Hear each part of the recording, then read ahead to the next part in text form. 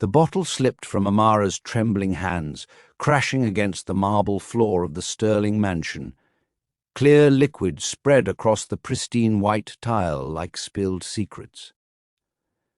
"What are you doing in my office?" Amara spun around. Victoria Sterling stood in the doorway, her designer heels clicking against the floor as she entered, closing the door behind her with a soft, deliberate click that sounded like a prison cell locking. I was looking for Sophie's medical records. She's been asking about her medications and I wanted to—" "Don't lie to me, Amara." Victoria's voice was silk wrapped around steel. She stepped closer, her perfectly manicured hand reaching down to pick up the bottle. "You found the digitoxin, didn't you?" Amara's heart hammered against her ribs. The label was right there in Victoria's hand, a medication Sophie wasn't supposed to be taking, a medication that would make her condition worse, not better. "I don't know what you're talking about." Victoria laughed, cold and sharp. "Oh, honey, you're a terrible liar. That's actually what I like about you." She set the bottle on her desk, then perched on the edge, crossing her legs casually. "You're genuine, sweet. That's why Sophie's been improving so much under your care. You actually give a damn." "Of course I do. She's a child. A child worth $50 million. Victoria let that number hang in the air between them. Did you know that?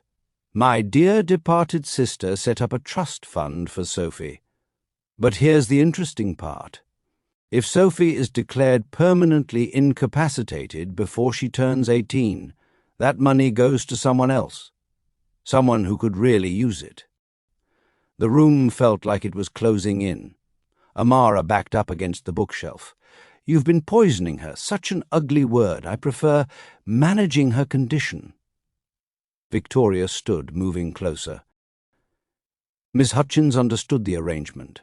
She was paid very well to ensure Sophie remained dependent. But then David had to go and fire her and hire you instead. "You're insane. I'm telling David right now." Victoria's hand shot out, gripping Amara's wrist with surprising strength. "Are you? Let me tell you what happens if you do.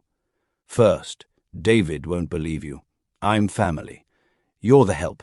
A waitress he hired off the street 3 weeks ago. Second, I know things about you, Amara. I know about your brother Marcus, the one with the record, the one currently on probation.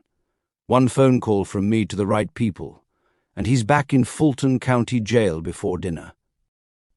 Amara tried to pull away, but Victoria held firm. "Or," Victoria continued, her voice softening, "you keep quiet. Better yet, you help me. Just give Sophie these vitamins along with her regular medications. That's all. Nobody gets hurt. She'll just stay the same. Stable. Comfortable. And I'll pay you $100,000 cash. You could pay off your mother's medical bills. Get your brother a good lawyer. Hell, go back to nursing school. All you have to do is nothing. Let go of me. Think about it, Amara. Think about—" A scream tore through the mansion, high-pitched, terrified. "Amara, Amara, help! Sophie!" Both women froze. Then Amara ripped her arm free and bolted from the office, Victoria's heels clicking rapidly behind her. Amara burst into Sophie's bedroom. The 10-year-old was on the floor beside her wheelchair, convulsing, foam at the corners of her mouth. Her brown eyes rolled back, showing only whites. Oh, God, Sophie." Amara dropped to her knees, turning Sophie onto her side, checking her airway. Her nursing school training kicked in automatically. "Call 911 now!" But when she looked up, Victoria was just standing there, frozen in the doorway, her face pale, her phone clutched in her hand but not moving.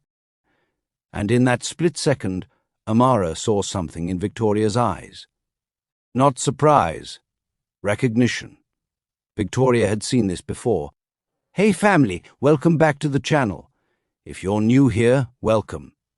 You just witnessed what happens when greed meets innocence, when money becomes more valuable than a child's life." Before we dive into how we got to this moment, and trust me, this story is going to take you on a ride, I need you to do something for me. Hit that like button right now and drop a comment below. It helps YouTube push this video to more people who need to hear this story. And if you haven't subscribed yet, what are you waiting for? We're building a family here, and I want you to be part of it. Now, let me take you back to where it all started, back to a humid Tuesday afternoon in Atlanta, Georgia, where a struggling waitress named Amara Thompson had no idea her life was about to change forever. 3 weeks earlier, the air conditioning in the Peachtree Diner had been broken for 5 days. Amara Thompson wiped sweat from her forehead with the back of her hand, careful not to smudge the order she was writing down. Table 7 wanted their eggs scrambled, not over easy. Table 3 needed more coffee black, no sugar. Table 9 was getting impatient about their pancakes. "Amara, order up. Coming, Jimmy." She grabbed the plates from the kitchen window, 2 stacks of pancakes with extra butter, hash browns, and bacon, and navigated through the narrow space between tables. The lunch rush at Peachtree Diner was always brutal, but Tuesdays were especially bad. The diner sat on the corner of Peachtree Street and 10th in Midtown Atlanta, catching everyone from construction workers to business professionals looking for cheap, fast food. "Here you go, gentlemen. Can I get you anything else?" "We're good, sweetheart." Sweetheart, she smiled anyway. Tips paid bills. 28 years old, and Amara was back where she started slinging hash and coffee for minimum wage plus tips. 3 years ago, she'd been in nursing school at Georgia State, 2 semesters away from her RN degree. 3 years ago, she'd had a plan, a future. Then her mama got sick. Stage 3 breast cancer didn't care about plans. The treatments were expensive. Even with Medicaid, the co-pays and medications added up. Then there were the bills that kept coming. Electricity, water, rent on the small house in East Atlanta where she'd grown up. And Marcus, her younger brother, couldn't help. He was trying to stay clean, stay out of trouble, but jobs weren't easy to come by with a record. So Amara dropped out. Took the first job she could find. Started sending money home. That was 3 years ago. "Amara, table 12 needs you." She turned. Table 12 was a middle-aged white woman with perfectly styled blonde hair, designer sunglasses pushed up on her head, and an expression that said she was about to be a problem.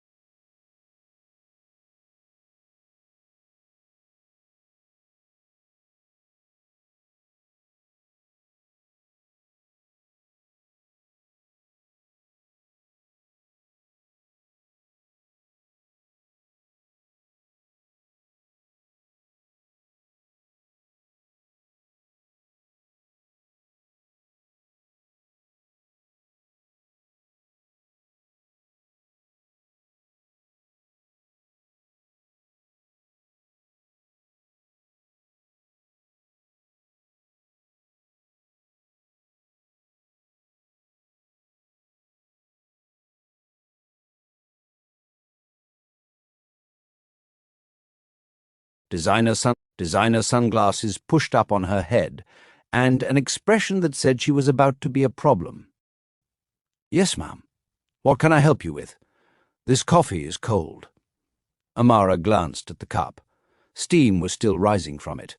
"I just poured that 2 minutes ago, ma'am. It should still be—" "Are you arguing with me?" Deep breath. Smile. "Not at all. Let me get you a fresh cup. And make sure it's actually hot this time." Amara took the cup, still warm in her hands, and walked back to the coffee station. Jimmy caught her eye from the kitchen window and shook his head. He'd been working at Peachtree for 15 years and had seen every type of customer there was. "Don't let her get to you," he called out. "Never do." But that was a lie. It did get to her.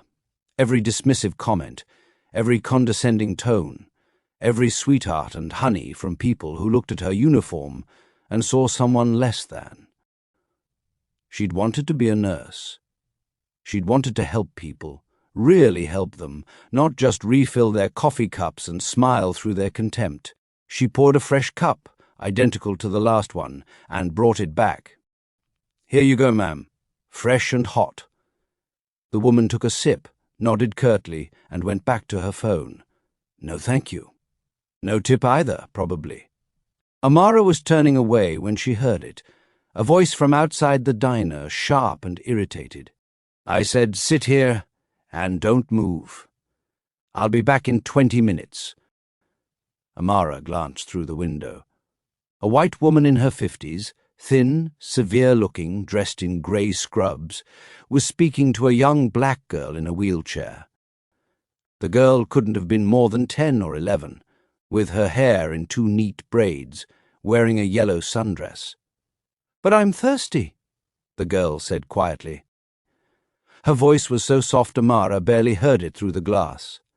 "Then you should have said something before we left the house." The woman in scrubs checked her watch. "I have an appointment. You'll survive 20 minutes. She walked away without looking back. The girl sat there, alone, in her wheelchair on the sidewalk. In 90-degree heat, under direct sun, Amara felt something twist in her chest. She looked around the diner. Jimmy was handling the kitchen. Tracy, the other waitress, was managing the floor. They were slammed, but they could survive 5 minutes without her. She grabbed a glass, filled it with ice water and lemon, and headed outside. The heat hit her like a wall. The girl was exactly where she'd been left, sitting perfectly still, her thin arms resting on the wheelchair's armrests. Up close, Amara could see the sheen of sweat on her forehead, the way her chest rose and fell with shallow breaths. "Hey, sweetheart." Amara knelt down, bringing herself to eye level. "I'm Amara. I work inside. I saw you sitting out here and thought you might want some water." The girl's eyes, big, brown, exhausted, lifted to meet hers. There was a moment of hesitation, then the smallest nod. "What's your name?" "Sophie." Her voice was barely a whisper. "That's a beautiful name. Here, drink this slowly, okay?" Amara helped her hold the glass, watching as Sophie took small, careful sips. "Is that woman your caretaker?" Another small nod. "How long have you been out here?" Sophie glanced at a watch on her thin wrist, too big for her, probably an adult's watch. She said 20 minutes. That was 8 minutes ago. 12 more minutes. In this heat. For a child who was clearly medically fragile. Well, that's not happening. Come on, let's get you inside where there's AC. Amara stood, moving behind the wheelchair. She said not to move. I know what she said. But I also know it's too hot for anybody to be sitting out here. Especially you. We're just going to wait inside where it's cooler, okay? I'll make sure she knows where to find you. Sophie didn't protest as Amara wheeled her into the diner. Heads turned. They always did when something unusual happened, but Amara ignored them. She brought Sophie to a booth in the back corner, the one with the best AC flow. "Have you eaten today, Sophie?" The girl shook her head. Of course not. How about I make you something? On the house. You like grilled cheese? For the first time, Sophie smiled. Small, but real. Yes. Grilled cheese it is. Amara brought Sophie the sandwich with fresh fruit on the side. Strawberries and grapes, the good stuff they usually saved for the more expensive plates. Sophie ate slowly, carefully, but Amara could see the hunger in the way she gripped the sandwich. So, Sophie, do you like school? I don't go to regular school. I have tutors at home. That must be nice. One-on-one attention. Sophie shrugged. It's lonely. Amara's heart squeezed. What about friends? Do you have friends who come over? Sometimes. But not really. My dad is always busy with work, and Victoria says I tire too easily for visitors. Who's Victoria? My aunt. My mom's sister. She lives with us. She says it's because she wants to help Dad take care of me, but... Sophie trailed off, looking down at her plate. But what? Nothing. I'm not supposed to talk about family stuff. Red flag. Big one. Amara was about to ask more when Tracy appeared at the table. Amara, you've got 6 tables waiting, and Jimmy's about to have a stroke. I know. I'm coming. She turned back to Sophie. I have to get back to work, but you stay right here where it's cool, okay? I'll check on you in a few minutes. Okay. Thank you, Amara. You're welcome, baby. The next 15 minutes were a blur of orders and refills, and a burnt batch of hash browns that Jimmy blamed on the new cook. Amara kept glancing back at Sophie's booth, making sure she was okay. The girl sat quietly, looking out the window, picking at her fruit. Then the door slammed open. The woman in grey scrubs stood in the entrance, her face red, not from heat, but from rage. The entire diner went silent. Amara stepped forward. Are you looking for Sophie? She's right. I told her to stay outside. The woman stormed toward the booth, her footsteps heavy. Sophie Marie Sterling. What did I tell you about moving when I tell you not to move? Sophie shrank back against the booth, her eyes wide with fear. Ma'am! Amara intercepted her before she reached Sophie. She was sitting in 90-degree heat. I brought her inside. She was overheating. The woman, her name tag said L. Hutchins, RN, turned on Amara with venom in her eyes. Who do you think you are? That child is under my care, not yours. You had no right to touch her. I had every right to help a child who was being neglected. Neglected? Miss Hutchins? Laugh was harsh. Do you have any idea who this child is, who her father is? I don't care if her father is the president. You left a disabled child alone, in the heat, without water. That's neglect. I was gone for 20 minutes. 20 minutes too long. They were face to face now, both women rigid with anger. The entire diner was watching. Jimmy had come out of the kitchen. Tracy stood frozen with a coffee pot in her hand. Miss Hutchins stepped closer, lowering her voice to a hiss. You're a waitress. You serve food. You don't have medical training, you don't know Sophie's condition, and you absolutely do not undermine my authority. Now get out of my way before I call the police, and have you arrested for kidnapping. Kidnapping? Amara couldn't believe what she was hearing. I gave her water and a sandwich. You removed her from where I left her without my permission. That's called basic human decency. A voice cut through the tension like a knife. Actually, that's called compassion. Something you clearly lack, Miss Hutchins. Everyone turned. A man stood in the doorway of the diner. Tall, over 6 feet, with dark skin, close-cropped hair going silver at the temples, wearing a charcoal suit that probably cost more than Amara made in 3 months. His face was controlled, but his eyes, His eyes were molten with rage. Miss Hutchins went white. "Mr. Sterling, I can explain—" "Can you explain why I've been sitting in my car for the last 25 minutes, watching you leave my daughter alone on a sidewalk in the heat?" His voice was quiet, but it carried. "Dangerous. Can you explain why a complete stranger had to bring her water and food while you went to get your nails done?" He held up his phone. On the screen was a photo. Miss Hutchins walking into a nail salon 2 doors down. "Your appointment." Miss Hutchins opened her mouth. Closed it, opened it again. She was fine. It was only, "Get out, Mr. Sterling, please. You're fired. I want you out of my house by tonight. You'll receive 2 weeks' severance and a formal termination letter. If you contest this in any way, I will make sure every medical board in Georgia knows exactly how you treated my daughter. Now get out." Miss Hutchins' face went through several colors: red, white, purple. She grabbed her purse from where she'd dropped it, shot Amara a look of pure hatred, and stormed out of the diner. The door slammed behind her. David Sterling stood there for a moment, his shoulders tight, his jaw clenched. Then he took a breath, and when he looked up, his expression had softened completely. "Sophie, baby, are you okay?" "I'm okay, Daddy." Sophie's voice was small but steady. "Amara took care of me." He walked to the booth, knelt down beside his daughter's wheelchair, and took her hands in his. "I'm so sorry. I'm so sorry I wasn't there. I should have been paying attention. I should have—" "It's okay. Amara made me grilled cheese." He looked up at Amara then, really looked at her.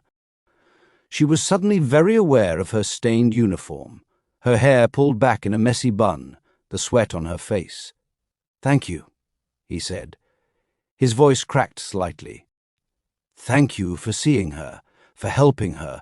Anyone would have done the same." "No." He stood, his full height imposing but not threatening. "They wouldn't have. Most people see a disabled child and look away. They assume someone else will help. You didn't." Amara didn't know what to say to that.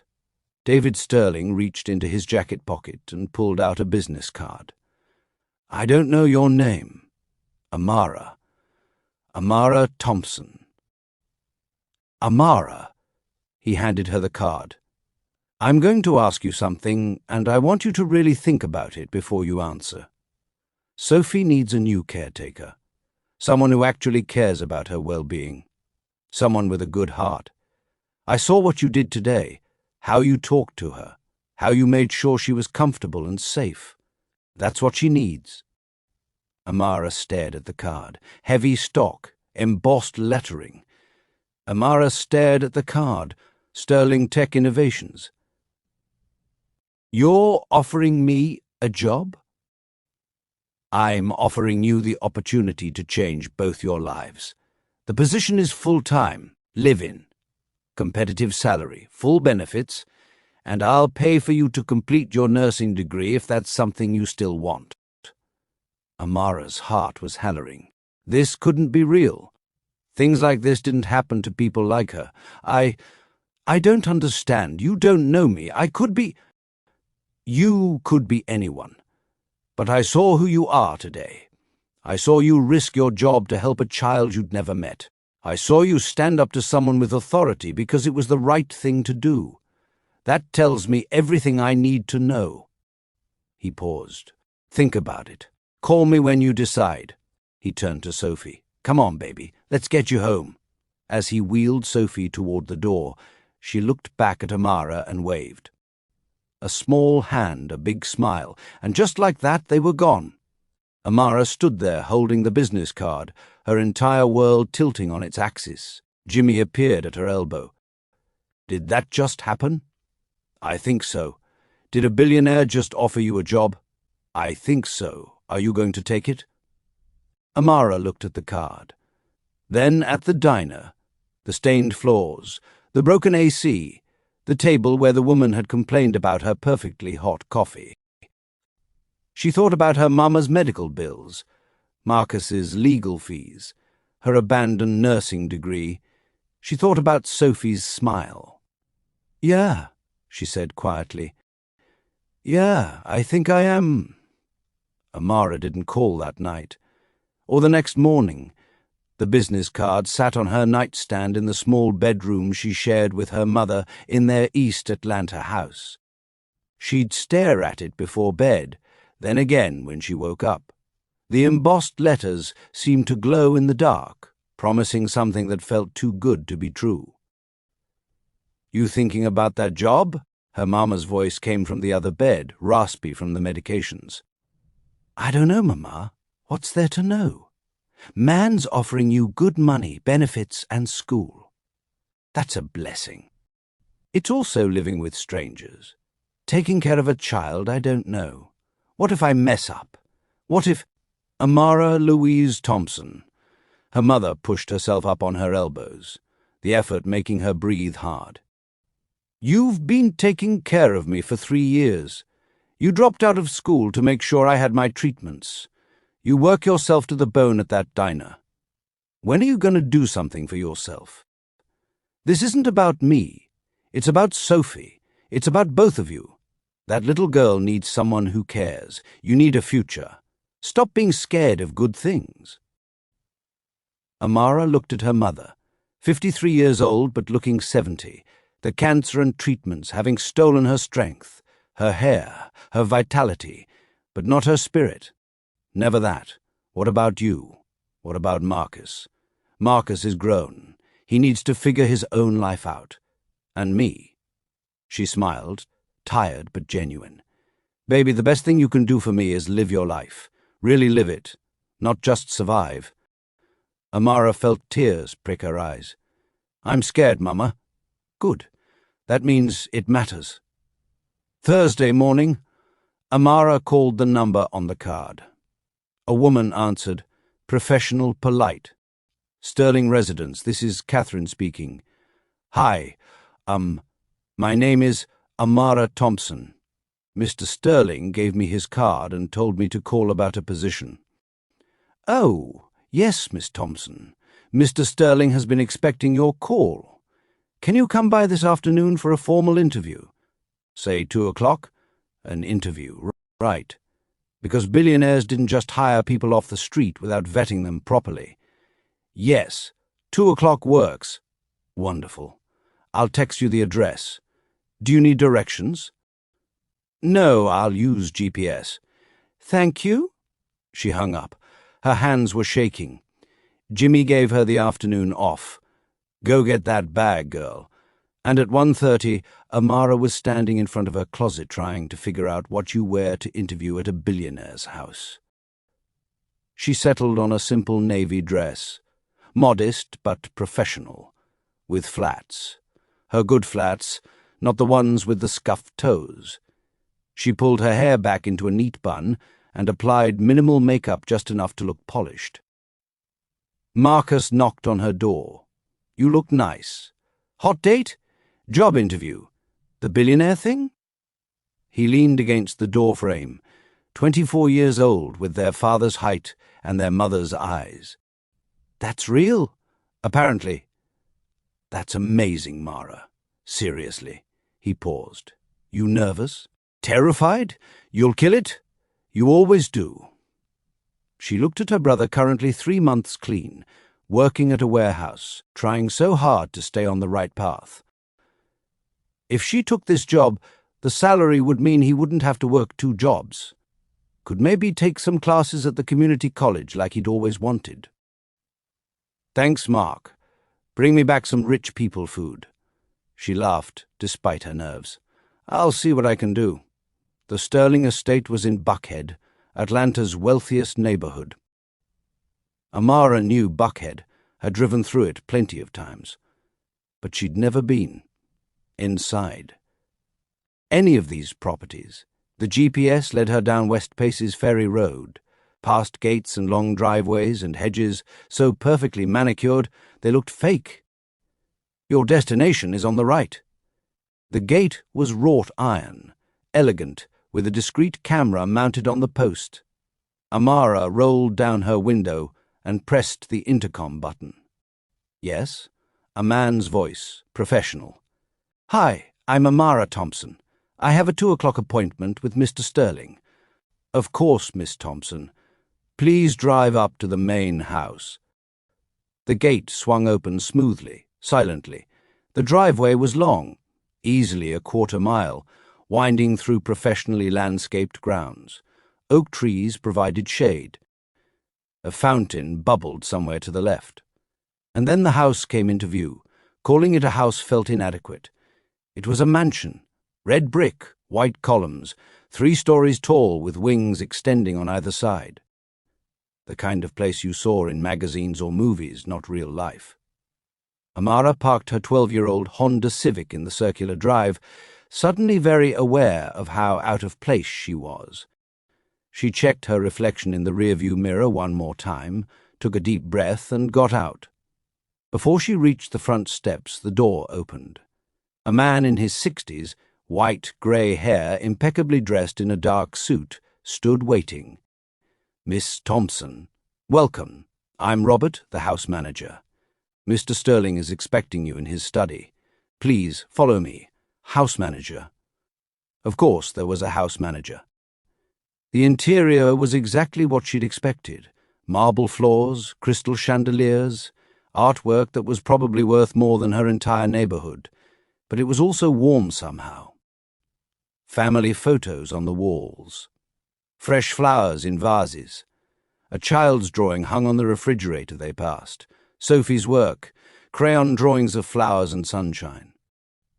Robert led her down a hallway and knocked on a heavy wooden door. "Come in." David Sterling's voice. Robert opened the door and gestured for Amara to enter. "Miss Thompson, sir."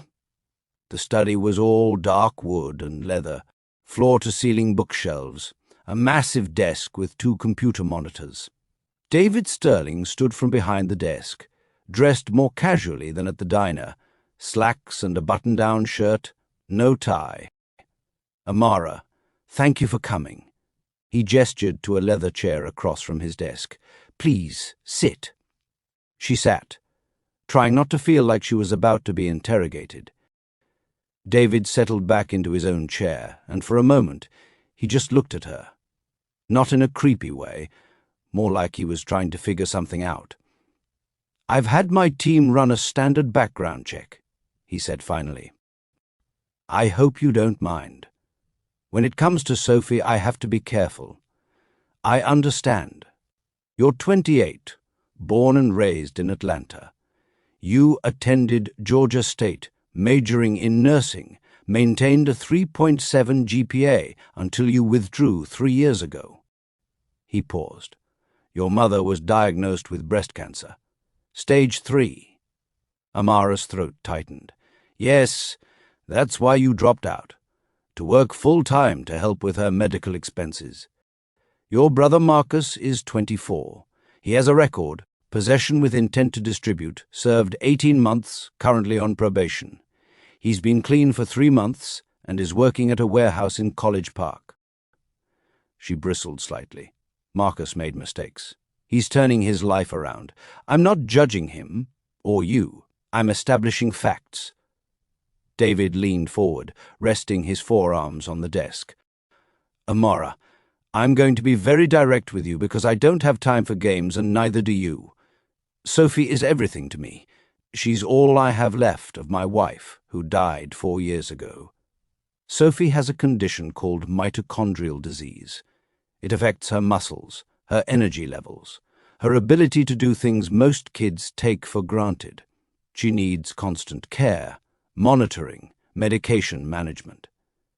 She needs someone who won't see her as a burden or a paycheck, but as a person. A child who deserves kindness and dignity. I understand that. Do you?" He wasn't challenging her, he genuinely wanted to know. "Because the last 4 caretakers I've hired saw a sick kid and a rich father. They saw an easy job with good pay. But they didn't see Sophie. They didn't talk to her like she matters. They didn't make her grilled cheese and sit with her when she was alone. His voice caught slightly. You did that? A stranger did that? So I need to know. Can you do that every day? Can you care about her the way she deserves? Amara met his eyes. Mr. Sterling, I dropped out of nursing school because I wanted to take care of my mother.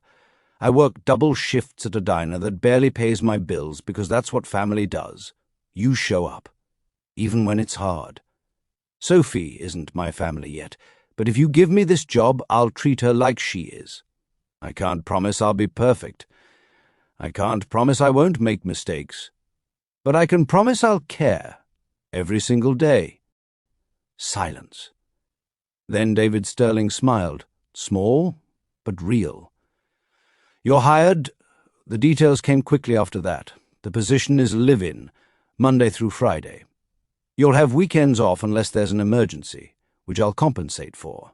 Your salary is $85,000 a year, plus full health insurance, dental, vision. I'll also establish an education fund of $50,000 that you can use to complete your nursing degree when you're ready. You'll have your own suite in the West Wing. Bedroom, bathroom, small sitting area. Meals are provided. Robert manages the house staff, but you'll report directly to me regarding Sophie's care. $85,000. Amara had been making $28,000 at the diner. That's very generous. It's fair compensation for someone I'm trusting with my daughter's life. David pulled out a folder. This is the formal offer letter and contract. Take it home, read it carefully. If you have questions or want to negotiate anything, let me know. If you're comfortable with the terms, sign it and bring it back. You can start Monday. Monday? 5 days away. There's one more person you should meet before you decide. David stood. Come with me. He led her out of the study, through the house, up a grand staircase with a banister Sophie probably slid down when no one was looking. Down another hallway, softer here, carpet instead of marble, paintings of gardens and sunshine. He knocked on a door painted pale yellow. Sophie, you have a visitor. Come in. The bedroom was exactly what a 10-year-old girl's room should be. Soft purple walls, white furniture, stuffed animals on shelves, books everywhere. A large window overlooked the gardens, and in the middle of it all, Sophie sat in her wheelchair at a desk, colouring. She looked up, and her face lit up like sunrise. Amara, good! Daddy got me new coloured pencils. Look. She held up her drawing, a garden scene with butterflies and flowers in colours that didn't exist in nature, but were perfect anyway. That's beautiful. Are you here to visit? David spoke from the doorway. Actually, Sophie, Amara might be here for more than a visit. How would you feel if she became your new caretaker? Sophie's eyes went wide. Really? You'd stay here every day? If that's okay with you, Amara said. Yes! Sophie threw her thin arms around Amara's neck, squeezing tight. Yes, yes, yes. Please say yes. Over Sophie's shoulder, Amara met David's eyes. He was watching them with an expression she couldn't quite read. Hope, maybe. Relief. Okay, Amara said softly. Yes, I'll say yes. Monday morning. Amara stood in front of the Sterling mansion with 2 suitcases and a backpack. Everything she owned that mattered packed into 3 bags. Her mother had cried, happy tears, proud tears. Marcus had helped her pack and made her promise to text every day. The people at the diner had thrown her an impromptu goodbye party. Jimmy making her favourite pancakes, and Tracy gifting her a small cactus for your fancy new room. Now she was here. Really here. Robert opened the door before she could knock. Welcome, Miss Thompson. Let me help you with your bags. Oh, you don't have to. I insist. He took the suitcases with ease despite his age. "Follow me. I'll show you to your suite, then we'll do a proper tour of the house." The west wing was quieter than the main house. Robert led her down a hallway with soft lighting and thick carpet, stopping at a door near the end. "This is you." He opened the door, and Amara's breath caught. The suite was bigger than her entire bedroom at home. A queen bed with a white duvet and about 1,000 pillows, a dresser, a desk by the window, a sitting area with a couch and TV. Through another door, a private bathroom with a soaking tub and a shower that looked like something from a spa. This is too much. Mr. Sterling believes in making sure his staff is comfortable. You'll be spending a great deal of time here. It should feel like home." Robert set her suitcases by the closet. "Take some time to settle in. I'll come back in an hour for the tour." He left, closing the door softly behind him. Amara stood in the middle of the room, turning slowly. Sunlight streamed through gauzy curtains. The air smelled like fresh linen and something floral. Everything was clean, new, expensive. She sat on the edge of the bed, and it was like sitting on a cloud. Her phone buzzed, a text from Marcus. "You there yet? Steal me something expensive." She smiled and typed back. "Just arrived. It's insane. We'll send pics." Another text, this time from her mother. "Proud of you, baby girl. Go do great things. About to rise." 3 days ago she'd been serving coffee to people who didn't see her. Now she was here, in this room, about to start a job that would change everything. "Don't mess this up," she whispered to herself. Then she stood, unpacked her bags, and got ready to begin. The tour took 45 minutes. Robert walked her through the mansion with the efficiency of someone who'd done this many times. Main floor formal living room, dining room, kitchen. Chef Marcus prepares all meals. Yes, his name is also Marcus. Try not to confuse the two. Library, David's study, a home theatre, a gym. Second floor, David's master suite, off limits unless invited. Sophie's room, a playroom, guest bedrooms, another living area. Third floor, more guest rooms, storage, Robert's office. The grounds pool, tennis court, gardens, a small greenhouse where Sophie liked to spend time. There are 12 staff members total, Robert explained as they walked through the gardens. Chef Marcus, myself, 3 housekeepers who rotate, 2 groundskeepers, a driver, a physical therapist who comes 3 times a week for Sophie, and 2 security personnel who work in shifts. You'll meet everyone gradually. 12 people, to run one house. Everyone here has been thoroughly vetted and has signed strict NDAs. The Sterling family values privacy. What happens in this house stays in this house. Understood? Yes. They rounded a corner and nearly collided with a woman coming from the opposite direction. "Oh, pardon me." The woman stepped back gracefully. She was maybe 40, tall and willowy with honey-blonde hair swept into an elegant chignon. She wore cream-coloured slacks and a silk blouse, pearls at her throat. Everything about her screamed old money and good breeding. Her eyes landed on Amara, a quick assessment from head to toe, and her smile was perfectly polite and completely cold.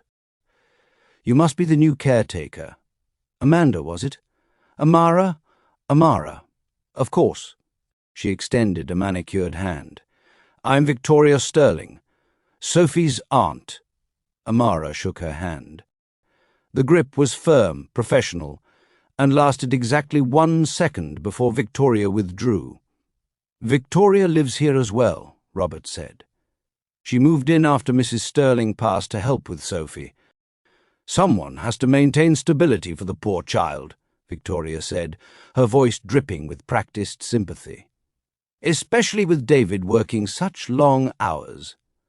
I'm sure you'll do your best, Amara, but caring for Sophie requires specific knowledge of her condition, her medications, her needs. If you have any questions, please don't hesitate to ask me. I practically raised her after my sister died. There was something in the way she said it. I practically raised her. That felt like a warning, a line being drawn. I appreciate that, Amara said carefully. I'm looking forward to learning everything I can to help Sophie. Of course you are. Victoria's smile didn't reach her eyes. Well, I'll let Robert finish the tour. Welcome to the family, Amara. She glided away, her heels clicking on the stone path. Robert resumed walking. Miss Victoria can be protective. I got that impression. She means well. She loved her sister very much. Sophie is the last piece of her. Amara nodded, but something about the interaction sat wrong in her stomach. The way Victoria had looked at her, not with suspicion or concern, but with something else. Calculation. Like Amara was a piece on a chessboard, and Victoria was already planning her next move.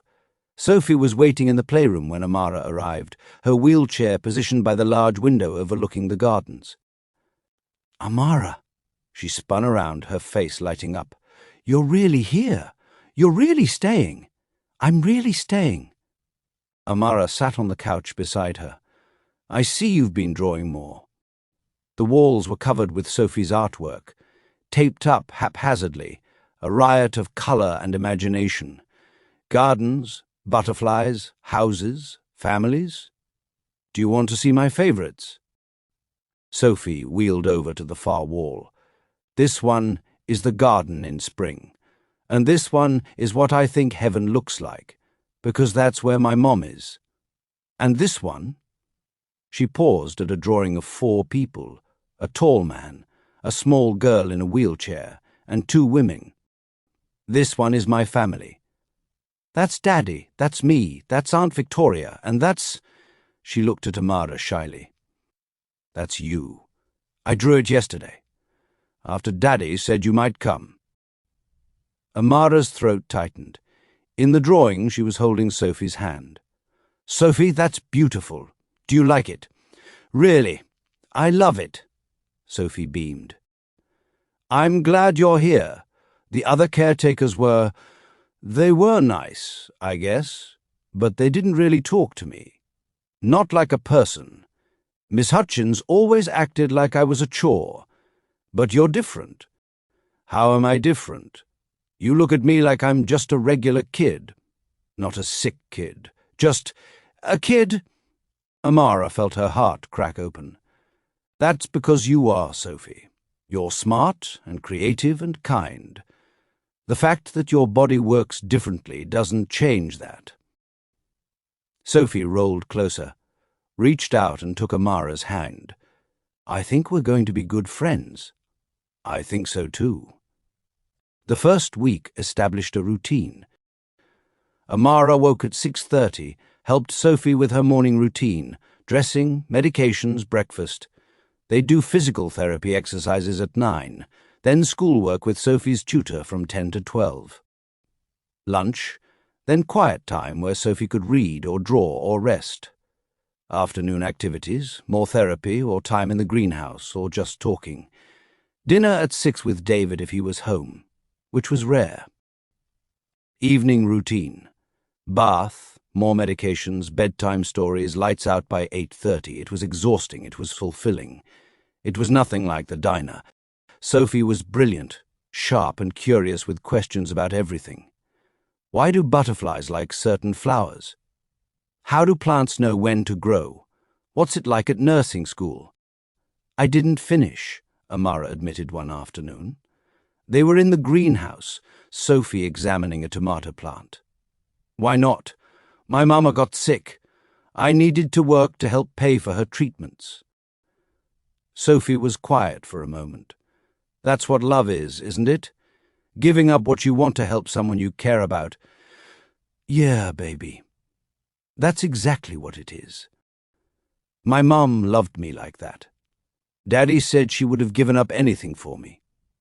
Sophie touched the tomato plant gently. Do you think she can see me? From heaven? I think if there's any way she can, she is. and I think she's very proud of you." "I hope so." Sophie looked up at Amara. "Do you think you'll finish nursing school someday?" "Maybe. Your dad said he'd help me when I'm ready." "You should. You'd be a really good nurse. You're already good at taking care of people." Amara felt warmth spread through her chest. "Thank you, Sophie. You're welcome. Now can you help me water the basil?" "I can't reach." Victoria appeared periodically, always polite, always watching. She'd drift into the playroom during lessons, observing. She'd join them for lunch sometimes, asking Sophie questions about her day but directing most of her conversation at Amara. "How are you adjusting, Amara?" "Very well, thank you. Sophie's medications. You're keeping accurate logs?" "Yes, ma'am. Down to the minute." It wasn't what she said. It was how she said it. Like she was testing Amara, waiting for her to make a mistake. One evening, after Sophie was in bed, Amara was heading to her suite when she heard voices from the library. The door was cracked open. "Don't think it's wise, David." Victoria's voice tight with concern. "I think it's the best decision I've made in months." David, firm. "She's a waitress. No formal medical training. Sophie needs someone who treats her like a human being, not a medical experiment. Amara does that. For now. But what happens when the novelty wears off? When it gets hard? When Sophie has a bad day and needs real medical intervention? Then Amara will handle it. She's smart, capable, and she actually cares. You've known her for 2 weeks. And in those 2 weeks, Sophie has smiled more than she has in the last year. She's eating better, sleeping better. She's happy, Victoria. When's the last time you saw her this happy?" Silence. "I'm just trying to protect her," Victoria said finally, her voice softer. "Sophie is all we have left of Sarah. If something happened to her—" "Nothing is going to happen to her. Amara is good for Sophie. End of discussion." Footsteps. Amara quickly moved away from the door, ducking into a side hallway. Victoria emerged from the library, her face composed but her eyes hard. She didn't see Amara, but Amara saw her, and in that moment she understood Victoria didn't just dislike her. Victoria saw her as a threat.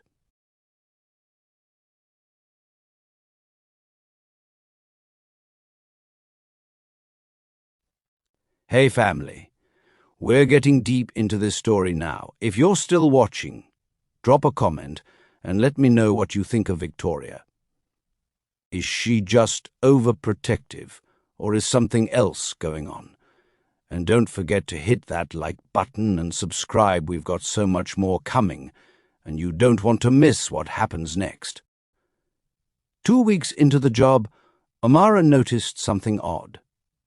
Sophie's medication schedule included a vitamin supplement, a large white pill she was supposed to take twice daily with food.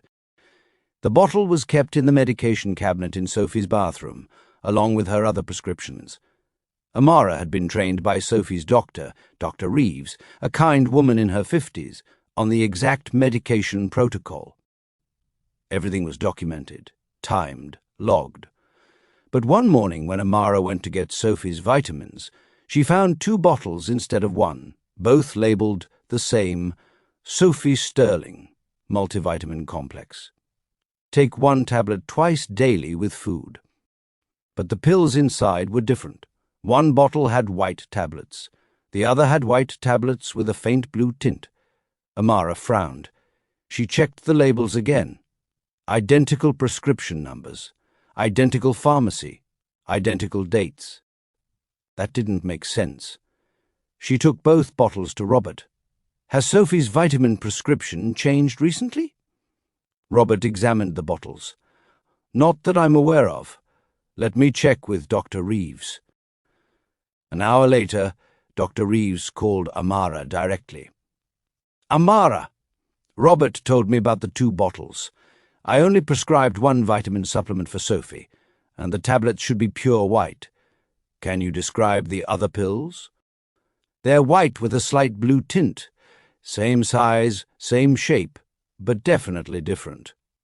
That's concerning. Don't give Sophie any pills from that bottle. I'm coming over this afternoon to examine them. Should I tell Mr. Sterling?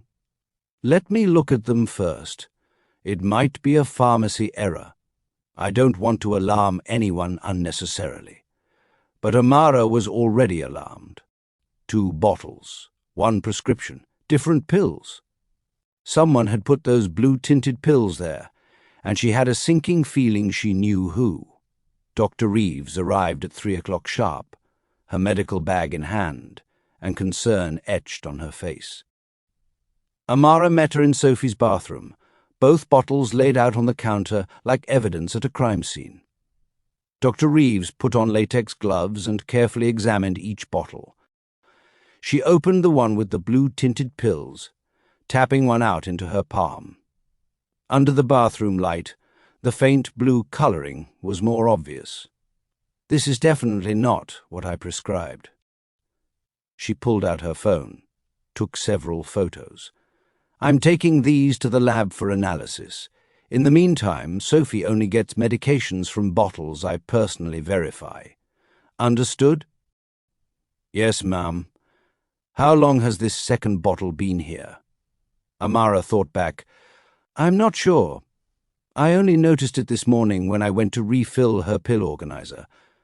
But it could have been here longer. I wasn't specifically looking for 2 bottles before. Dr. Reeves's jaw tightened. Has Sophie shown any unusual symptoms recently? Fatigue, nausea, dizziness? Anything out of the ordinary? No. Actually, she's been doing better. More energy, better appetite, sleeping through the night. Interesting. Dr. Reeves carefully placed both bottles in a sealed plastic bag. I'll have results in 48 hours. Don't mention this to anyone except Mr. Sterling. If someone deliberately tampered with Sophie's medication, I don't want them knowing we're onto them. After she left, Amara sat on the edge of Sophie's bed, her mind racing. Someone had access to Sophie's bathroom. Someone had added a second bottle of pills that weren't prescribed. Someone wanted Sophie to take medication that might be harmful. The question wasn't just who. It was why, and how to prove it without tipping them off. That evening, David came home early, a rarity. He found Amara and Sophie in the playroom, Sophie teaching Amara how to play chess. No, the knight moves in an L shape. See? Like this, Sophie demonstrated, moving the piece across the board. This game is impossible, Amara groaned. It's strategy. You have to think 3 moves ahead. I can barely think 1 move ahead. David laughed from the doorway. She's beating you already. Completely destroying me, Amara admitted. He walked in, loosening his tie. He looked tired, the kind of tired that came from too many meetings and too little sleep. But when he looked at Sophie, his expression softened completely. Hey, baby girl. How was your day? Good. Amara took me to the greenhouse, and we planted herbs. And then we did math, which was boring. But then we read 3 chapters of Harry Potter. And now I'm teaching Amara chess. Sounds like a faux day. He sat down on the couch. Amara, can I steal you for a moment? Sophie, keep practicing. I want to see if you can beat me next time. I will, Daddy. I'm getting really good. Amara followed David out into the hallway. He glanced around, making sure they were alone, then spoke quietly. Dr. Reeves called me. She told me about the medication bottles. I'm sorry, I should have told you first. No, you did exactly right. You noticed something wrong and went through proper channels. He ran a hand over his face. I need to know we're handling this carefully. If someone in my... house is tampering with Sophie's medication, I want them caught. But I also don't want to spook them before we have proof. What do we do until the lab results come back? We act normal. We don't let on that anything is wrong. And in the meantime, I'm having security pull camera footage from the hallways. Sophie's bathroom doesn't have cameras. Privacy reasons. But maybe we'll see who's been going in and out of her room when they shouldn't be. You think it's someone in the house. I don't want to think that. But who else has access?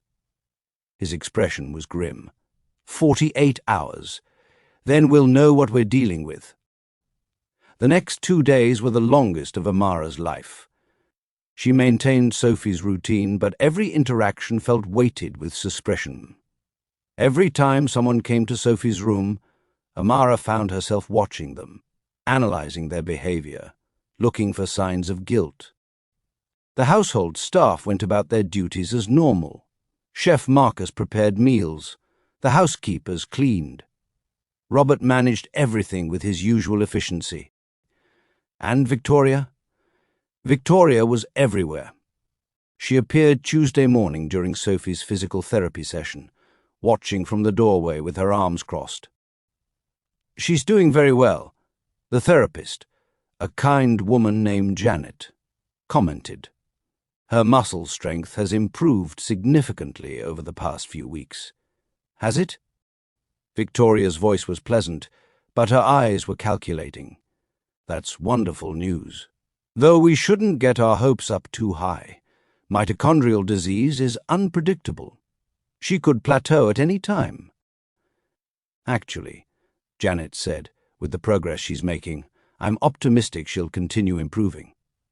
Sometimes patients surprise us. Victoria's smile didn't reach her eyes. Sometimes they do. After Janet left, Victoria lingered in the therapy room while Amara helped Sophie stretch. You've made quite an impression, Amara, Victoria said conversationally. Sophie talks about you constantly. Amara this, Amara that. It's like you've replaced everyone else in her life. Amara kept her voice neutral. I'm just doing my job. Are you? Because it seems like you're doing much more than that. Getting very comfortable here. Integrated into the family. There was something in Victoria's tone that made Amara's skin prickle. Not quite a threat, but close. Sophie deserves someone who cares about her, Amara said evenly. That's what I'm providing. Of course, care. That's what we all want for Sophie. Victoria moved closer, her heels clicking on the floor. I just hope you understand the responsibility you've taken on. Sophie is fragile, medically complex. One wrong move, one missed symptom, and things could go very badly very quickly. I understand that. Do you? Victoria tilted her head. Because you're not a nurse, Amara. You're not medically trained. You're a waitress playing caretaker. If something happened to Sophie under your watch. She let the sentence hang. Sophie, oblivious to the undercurrent of tension, called out from her wheelchair. Aunt Victoria, did you see? I can stand for 20 seconds now. Victoria's expression transformed instantly. Warm, loving, proud. That's wonderful, darling. You're so strong. But when she looked back at Amara, the warmth vanished.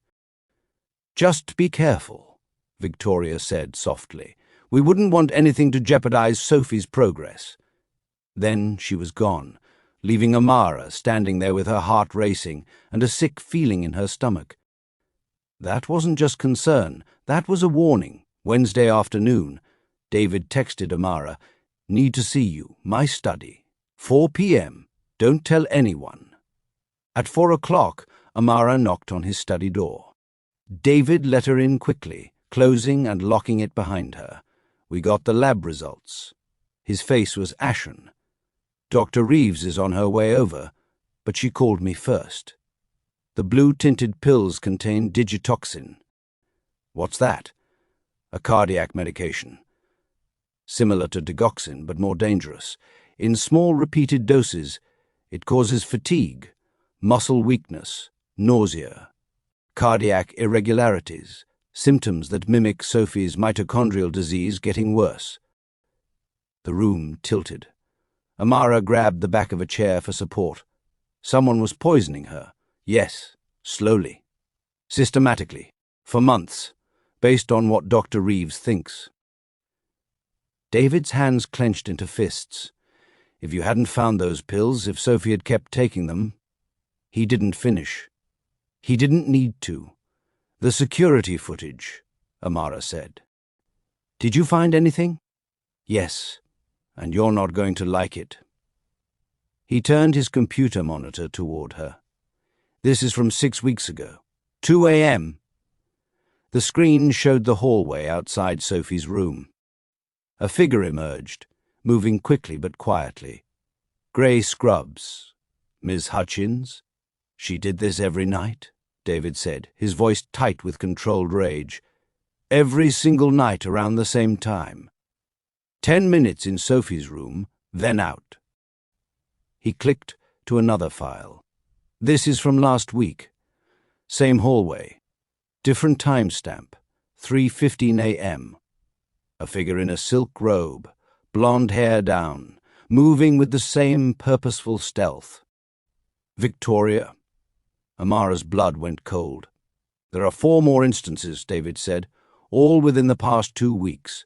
All of Victoria going into Sophie's room in the middle of the night, when everyone else is asleep. Oh my God. The last one was 3 nights ago. She hasn't been back since then, probably because you changed how you manage Sophie's medications, and she realized she couldn't access them without being noticed. Amara sank into a chair, her legs unable to hold her. Victoria. It's Victoria. It looks that way, but we need more proof before we confront her. I need to understand why. I need to know if she's working alone or if there's someone else involved. And most importantly, his voice cracked slightly, I need to make sure Sophie is safe and that this never happens again. What do we do? David was quiet for a long moment. We set a trap. Hey, family, I know what you're thinking, Victoria is the one, but hold on because this story is about to get even more intense. If you're on the edge of your seat right now, hit that like button and drop a comment telling me what you think should happen next. And don't forget to subscribe, because the next chapter is going to blow your mind. Dr. Reeves arrived an hour later, and the 3 of them met in David's study with the door locked. We have confirmation of poisoning and video evidence of Victoria accessing Sophie's room, Dr. Reeves summarized. But we need to connect the dots. How did she get the digitoxin? Was Miss Hutchins working with her? Is anyone else involved? We need Victoria to reveal herself, David said. We need her to either confess or make a move that gives us undeniable proof. How do we do that? Amara asked. David looked at her, and she saw the calculation in his eyes. We make her think her plan is failing. We make her desperate. Desperate people make mistakes. You want to use me as bait.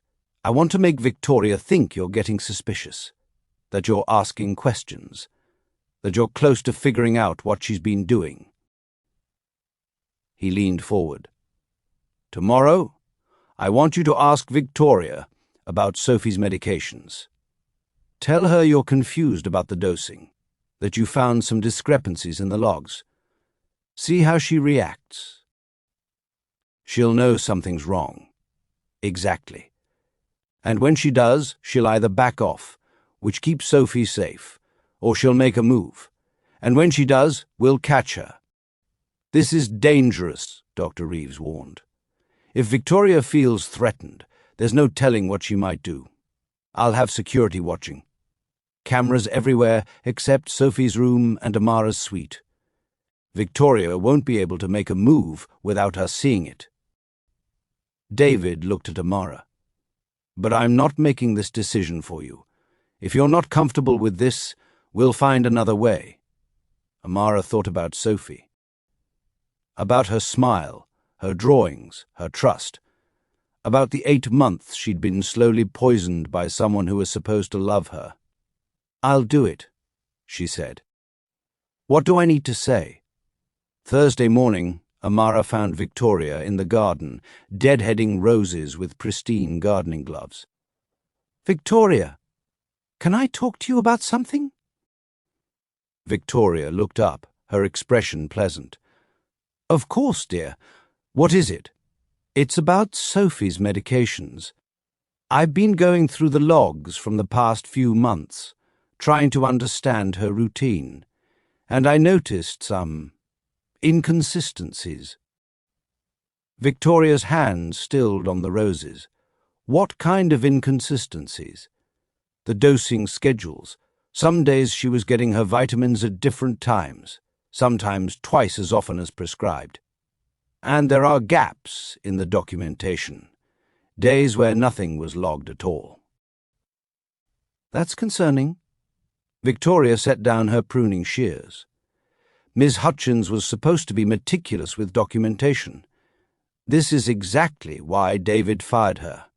Incompetence. Maybe. But the weird thing is, some of the inconsistencies are from after Miss Hutchins left, from the past couple weeks. Silence. A bird chirped in the oak tree overhead.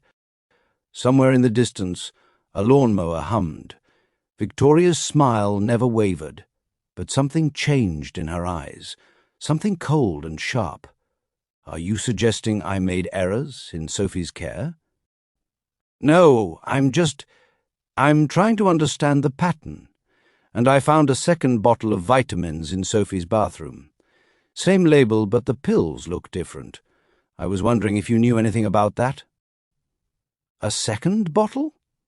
Victoria's voice was carefully neutral. "How strange. Perhaps it's an old prescription that wasn't disposed of properly. You should throw it away." "I gave it to Dr. Reeves.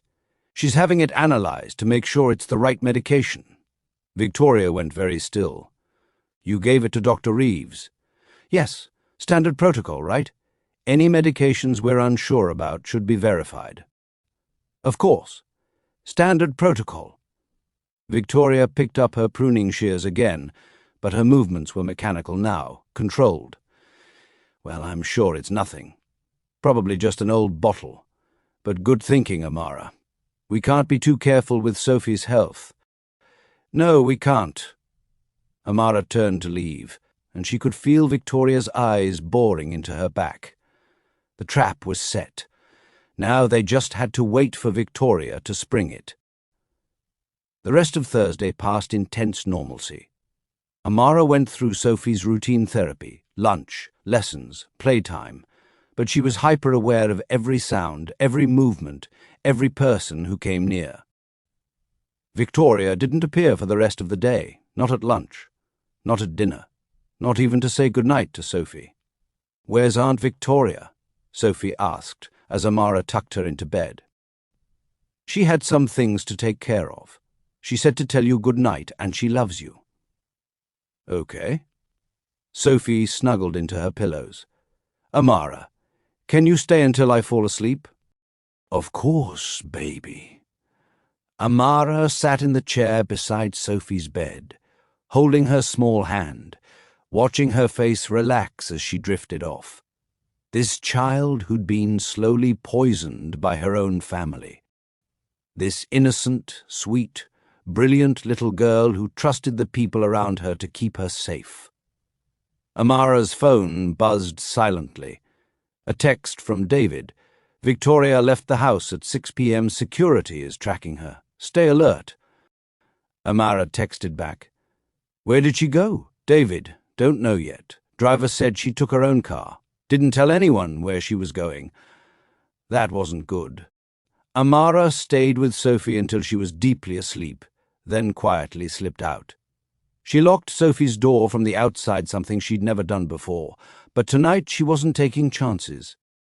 Her own suite felt too exposed. Too isolated. If Victoria came back planning something, Amara would be alone in the West Wing with no one to hear her scream.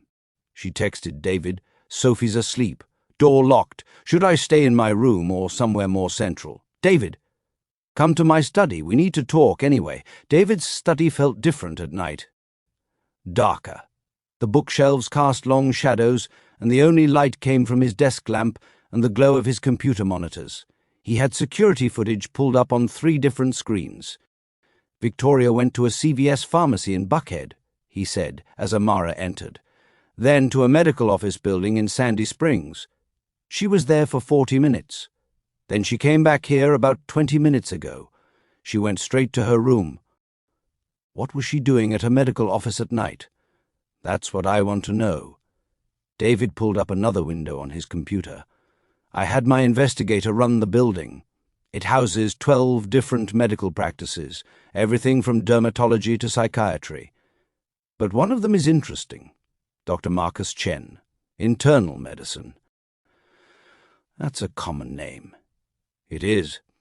But this Dr. Chen has something unusual on his record. A lawsuit from 3 years ago. Malpractice. Prescribing controlled substances inappropriately. He settled out of court, kept his license, but it's a red flag. Amara's mind was racing. "You think Victoria got the digitoxin from him?" "I think it's possible. I've got my investigator pulling Dr. Chen's prescription records, but that takes time. Meanwhile," he gestured to the screens, "we watch, we wait, and we see what Victoria does next. I don't like this. What if she tries something tonight? What if she goes to Sophie's room?" "She can't. You locked Sophie's door. And I've got security doing rounds every 30 minutes on the 2nd floor. If Victoria leaves her room, we'll know." "And what about me? If she thinks I'm onto her, I could be in danger too." David's expression hardened. "You're not staying in your suite tonight. You're staying in one of the guest rooms on this floor, right next to my room. Security will be stationed at both ends of the hallway. Nobody's getting to you." "David, I don't need—" "Yes, you do." His voice was firm. "Victoria is dangerous. We know that now. She poisoned a child for months. She paid people to help her. She's calculated and ruthless, and she's not going to just give up because we're asking questions. Until this is resolved, you're staying where I can protect you." Amara wanted to argue, but she couldn't, because he was right. Victoria was dangerous, and Amara had just painted a target on her own back. The guest room was across the hall from David's master suite. Luxurious but impersonal. White linens, neutral colors, expensive furniture that had never been used. Amara lay in the unfamiliar bed, staring at the ceiling, her phone on the nightstand with the ringer turned up. Every sound made her jump. The house settling, the air conditioning kicking on, footsteps in the hallway, security doing their rounds. At 2:37 a.m., her phone buzzed. "David, Victoria just left her room, moving toward the West Wing." Amara sat up, her heart hammering. Another text. "Security is following. Stay where you are." She got out of bed, moved to the door, pressed her ear against it. Footsteps. Distant but getting closer. Then voices. Low, urgent. "Ma'am, it's late. Where are you going?" "I left something in the therapy room. I'll just be a moment. I need to accompany you." "That's not necessary." "It's protocol, ma'am." The voices faded as they moved down the hallway. Amara's phone buzzed again. "David, she's claiming she left her reading glasses in the therapy room. Security is with her, but the therapy room is on the way to your old suite." "Amara, you think she was coming for me?" "David, I don't know, but I'm coming to your door. Don't open it for anyone but me." 60 seconds later, there was a soft knock. "It's me," David's voice. Amara opened the door. He was in sweatpants and a t-shirt, his hair disheveled, a phone in one hand. "She's back in her room now," he said. Claimed she found her glasses, But I don't believe her. What was she really doing? Testing, seeing if security would stop her, seeing if she could move around the house without being questioned. He ran a hand through his hair. This isn't sustainable. We can't just watch her forever, waiting for her to make a move. So what do we do? Tomorrow, we confront her. With everything we have, the lab results, the security footage, the connection to Dr. Chen if my investigator finds it. We lay it all out, and we make her talk. And if she doesn't, then I call the police and let them handle it. But I want to hear her say it first. I want to understand why. His voice cracked. She's Sarah's sister. She held Sophie when she was born. She was at our wedding. She was family, and she did this. I need to know why. Amara reached out, placed a hand on his arm. We'll get through this. Together. He looked down at her hand, then up at her face, and something passed between them, something warm and complicated, and entirely inappropriate given the circumstances. I should go, he said quietly. Let you get some sleep. I don't think I'm sleeping tonight. Me neither. He smiled faintly. But we should try. After he left, Amara got back into bed but left the light on. Tomorrow they would confront Victoria. Tomorrow this would all be over, she hoped. Friday morning dawned grey and humid, threatening rain. Amara helped Sophie with her morning routine, trying to keep everything normal even though her stomach was in knots. You seem nervous, Sophie observed during breakfast. Is everything okay? Everything's fine, baby. Just a lot on my mind. Adult stuff? Adult stuff. When I'm an adult. Will I have this much adult stuff to worry about? Amara managed to smile. Probably, but you'll also have good things too. That's what being an adult is, juggling all the stuff while trying to enjoy the good parts. That sounds hard. It is sometimes, but it's worth it. After breakfast, David texted, Victoria is in the library. Dr. Reeves and my lawyer are here. We're meeting at 10 a.m. Can you make sure Sophie is occupied? Amara texted back.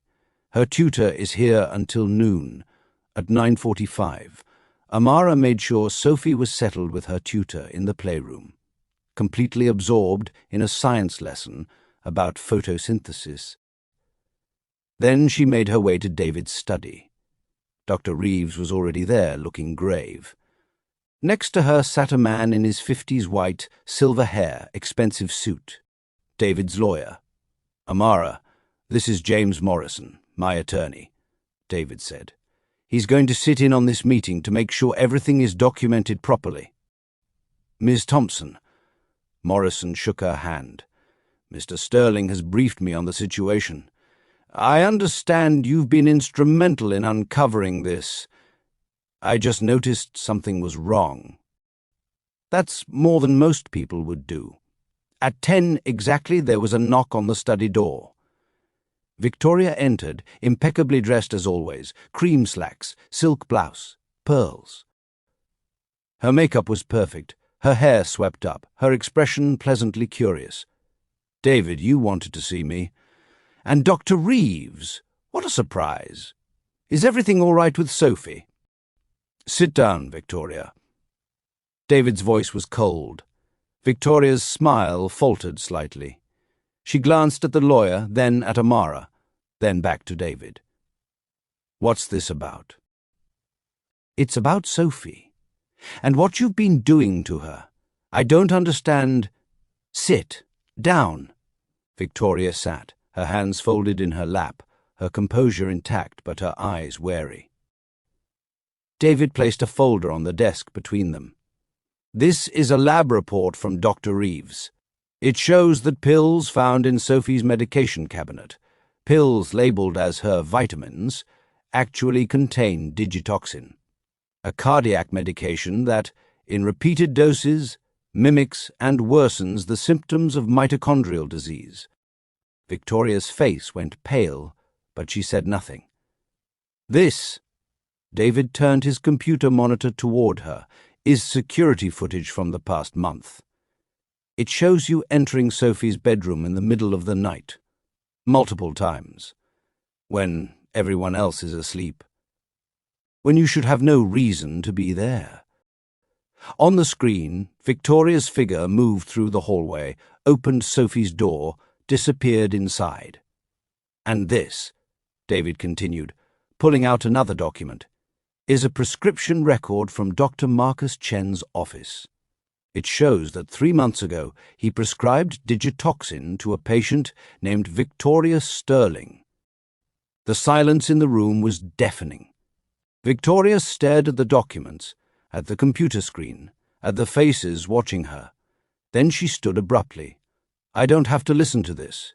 You're making wild accusations based on evidence," Morrison interjected smoothly. "Evidence that will hold up in court. Evidence that shows you've been systematically poisoning your niece." "That's insane. I would never. Sophie is everything to me. I loved my sister, and Sophie is all I have left of her." "Then why?" David's voice broke. "Why were you in her room at night? Why do you have digitoxin prescribed in your name? Why did the poisoning stop when Miss Hutchins was fired, and only resume after you started accessing Sophie's room yourself?" "I wasn't poisoning her. I was trying to help her." The words burst out of Victoria before she could stop them.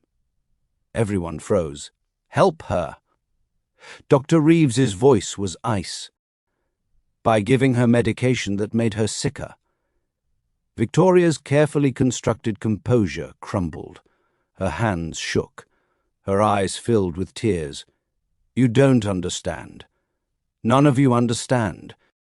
"Then explain it to us," David said quietly. "Explain how poisoning a 10-year-old child is helping her."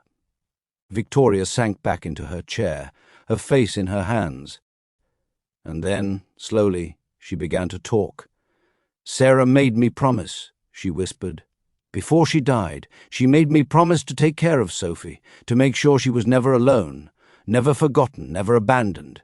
And I tried. God, I tried. But David, you were always working, always at the office. Sophie was alone so much, being cared for by strangers who didn't love her. So you poisoned her. Amara couldn't help herself. That's your solution." "I needed David to pay attention." Victoria's voice rose. "I needed him to see that Sophie was sick, that she needed him home, that she needed stability.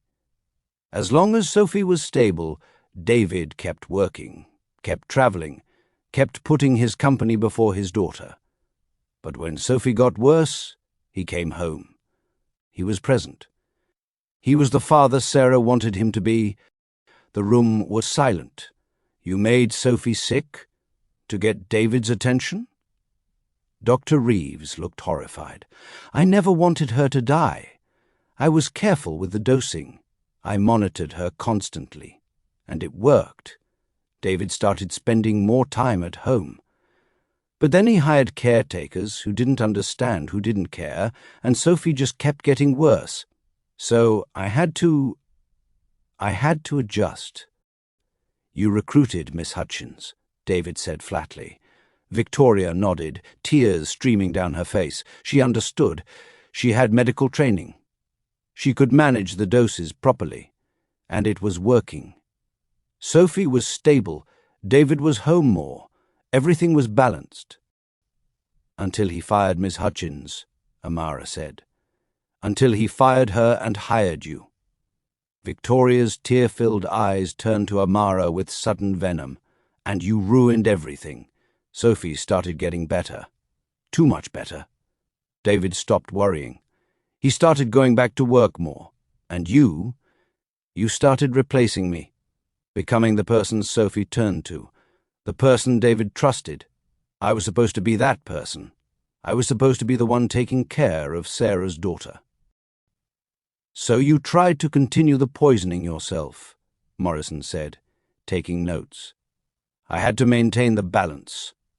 I had to keep David present, But then this morning, David told me Sophie might not need full-time care soon, that she's improving so much she might just need part-time help, which means Amara would leave. Which means everything would go back to how it was before. David at work, Sophie with strangers, me watching my sister's daughter be neglected all over again. Victoria was sobbing now, her perfect composure completely shattered. I did it for Sarah. I did it for Sophie. I did it because someone had to make sure that child had a father who was actually present in her life. The confession hung in the air, ugly and twisted and somehow pathetic. David's face was a mask of controlled rage. You poisoned my daughter. For months, you made her suffer, made her weak, made her think she was dying. And you're telling me it was for her own good? I never meant... Get out. His voice was quiet, deadly. Get out of my house. Pack your things. You have 1 hour. David, please. 1 hour, and if you're not gone, I'm calling the police and having you arrested for attempted murder, child abuse, and conspiracy. And I will make sure you spend the rest of your life in prison. Victoria stood on shaking legs. She looked around the room, at David's fury, Dr. Reeves's disgust, Morrison's clinical detachment, Amara's contempt. I loved her, she whispered. I love Sophie. I was just trying to protect her. You were trying to control everyone around you, Amara said, and you used a sick child to do it. That's not love. That's abuse. Victoria had no response to that. She walked to the door, paused, looked back at David. Sarah would have understood. Sarah would have hated what you did. Don't you dare use my wife's name to justify this. Victoria left, closing the door softly behind her. The room erupted. Dr. Reeves was on her phone calling someone, probably Child Protective Services. Morrison was typing rapidly on his laptop, documenting everything. David sat at his desk, his head in his hands, his shoulders shaking. Amara didn't think. She went to him, placed a hand on his shoulder.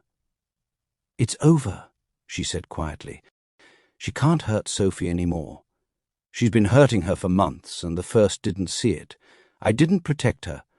You did protect her. You're protecting her now. And Sophie is going to be okay. She's strong, and she's surrounded by people who actually love her. David looked up at her, his eyes red. Thank you. For seeing what I couldn't, for caring enough to look. That's what family does. Somewhere along the way, Sophie had become her family. And maybe, just maybe, so had David. Victoria left the mansion at 11:30 a.m., her car packed with suitcases, her face hidden behind large sunglasses. Amara watched from Sophie's window as the gates opened and Victoria's car disappeared down the driveway. "Where's Aunt Victoria going?" Sophie asked from her wheelchair. She'd been told Victoria had to leave for adult reasons, but not the full truth. Not yet. She's going away for a while, baby. Is she coming back? Amara knelt beside the wheelchair, taking Sophie's hands. No, she's not coming back. Sophie was quiet for a long moment. Is it because of me? Because I'm sick? You're not sick, Sophie, not anymore. You're getting better every single day. And no, this isn't because of you. This is about choices Aunt Victoria made. Choices that weren't okay. Did she do something bad? Yes, she did. Sophie processed this, her young face serious. Are you going to leave too? No, Amara squeezed her hands. I'm not going anywhere, I promise. Good, because I don't want you to leave. Ever. Then I won't. They sat together in the window, watching the clouds gather, waiting for the storm that was surely coming. But for the first time in months, Amara wasn't afraid. The worst was over. Victoria was gone. Sophie was safe. And whatever came next, they would face it together. I want to show you the tomatoes. They're finally turning red. She pulled them toward the greenhouse. chattering excitedly about photosynthesis and pH levels, and all the things she'd learned in her advanced science class. As they walked through the garden together, David on one side, Amara on the other, Sophie between them, Amara caught sight of something on the patio table. The morning newspaper, a headline below the fold, Victoria Sterling denied parole, will serve full sentence. She'd almost Victoria's first parole hearing had been this week. Amara had been so focused on finals and Sophie's upcoming dance recital that it had slipped her mind. David noticed her looking. She'll try again in 2 years, but given her behaviour in prison, he'd kept tabs through Morrison. I doubt she'll ever get out early. Does Sophie know? About the hearing? No. She knows Victoria is in prison, but we don't discuss it unless she brings it up, which she hasn't in over a year. Sophie had moved on. She'd healed. The therapist said she was remarkably resilient, but that made sense. She'd always been strong, even when her body was fighting against her. Good, Amara said. The past should stay in the past. In the greenhouse, Sophie showed them the tomato plants she'd been nurturing since spring. Fat red tomatoes hung heavy on the vines, and Sophie's face glowed with pride. Can we make pasta sauce?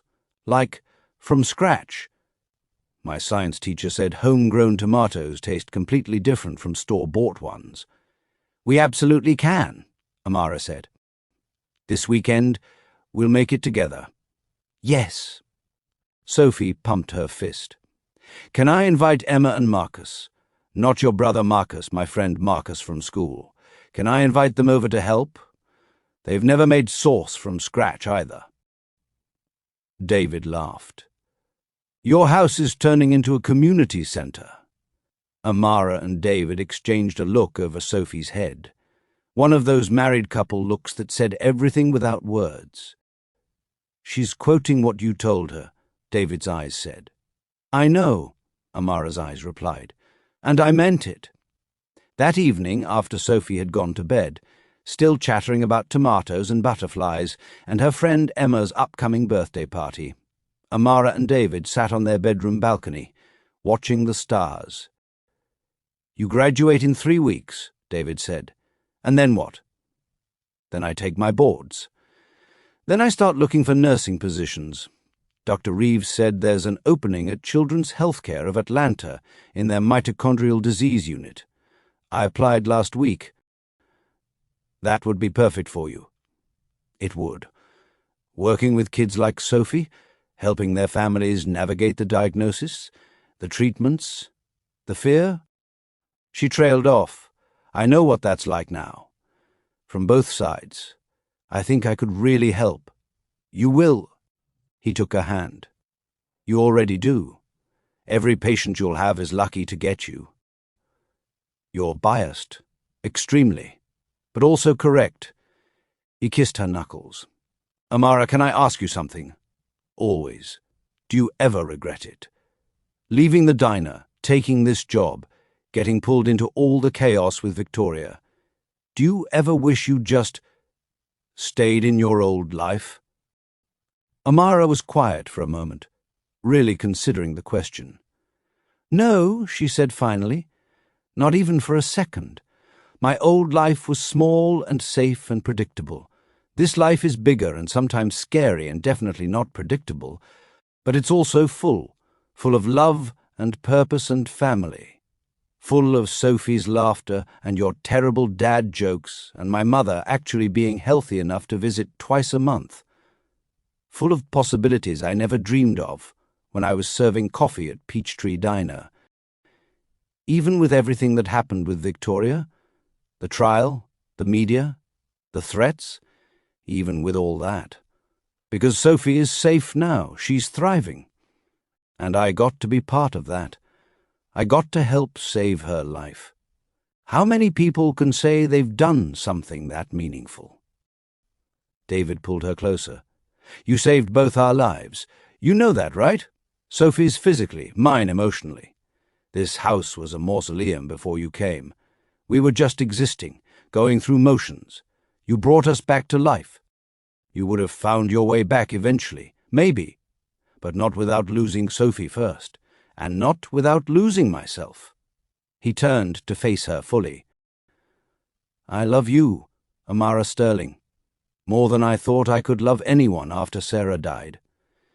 Different than I loved Sarah, but just as real, just as deep. I love you too, even when you leave your socks on the bathroom floor. I'm working on that. You're really not." They laughed together, and then David kissed her properly, and for a moment the world was just the two of them, wrapped in each other, safe and whole.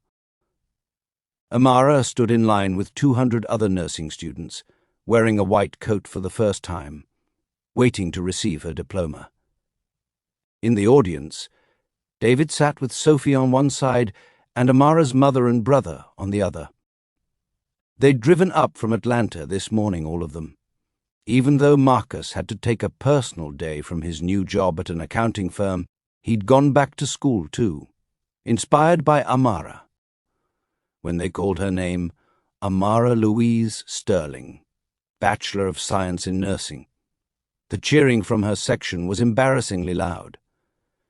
Sophie stood on her chair, screaming, "That's my mom," at the top of her lungs. Marcus whistled so loudly people turned around. Her mother just cried, her hands pressed to her mouth, her eyes shining with pride. And David looked at her like she'd hung the moon. Amara walked across that stage, accepted her diploma, and felt something settle in her chest, a sense of accomplishment, of completion, of becoming who she was always meant to be.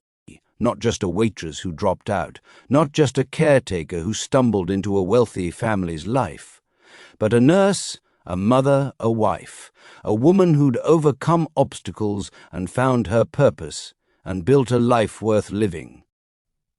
6 months later, "Mrs. Sterling, your 2 o'clock is here." Amara looked up from the patient chart she was reviewing, 6 months into her job at Children's Healthcare of Atlanta, and she still got a small thrill every time someone called her Mrs. Sterling in a professional context. "Thank you, Jennifer. Send them in." A mother and daughter entered. The girl may be 8 years old, thin and pale in a wheelchair. The mother looked exhausted, scared, holding her daughter's hand like a lifeline. Amara knew that look. She'd seen it in the mirror 3 years ago when she'd first started caring for Sophie. "Hi," Amara said warmly, kneeling down to the girl's level. "I'm Amara. What's your name?" "Lily." The girl's voice was soft, uncertain. "That's a beautiful name." "Lily, I want you to know something. I work with a lot of kids like you, kids whose bodies work a little differently, kids who are really strong, even when they don't feel strong. And I'm here to help you and your mom figure out how to make things better. Does that sound okay?" Lily nodded, a tiny spark of hope in her eyes. Amara spent the next hour with them, explaining Lily's diagnosis, answering the mother's questions, setting up a care plan, connecting them with resources and support groups and therapists. As they were leaving, the mother grabbed Amara's hand. "Thank you. You're the first person who's made me feel like we're going to be okay." This was why she'd become a nurse. This was what mattered. Not the money or the prestige or the fancy house in Buckhead. This, helping families who were scared and lost and desperate for hope. Her phone buzzed. A text from Sophie. "Don't forget. Recital tonight at 7. I am doing the solo." Amara smiled and texted back. "Wouldn't miss it for the world, baby. Break a leg, but not literally. Sophie, lol mama, you're so corny. Amara, it's my job to be corny. Sophie, love you, see you tonight. Amara, I love you too." The auditorium was packed with parents and siblings and grandparents, all there to watch their kids perform. Amara sat in the front row next to David, her mother on the other side. Marcus filming on his phone, even though the program said no recording, he was doing it anyway. Sophie appeared on stage in a flowing blue costume, her hair pulled back in a tight bun, her face serious with concentration. The music started, something classical and beautiful, and Sophie danced. Really danced! No wheelchair, no walker, no sign at all of the girl who'd been slowly poisoned 3 years ago.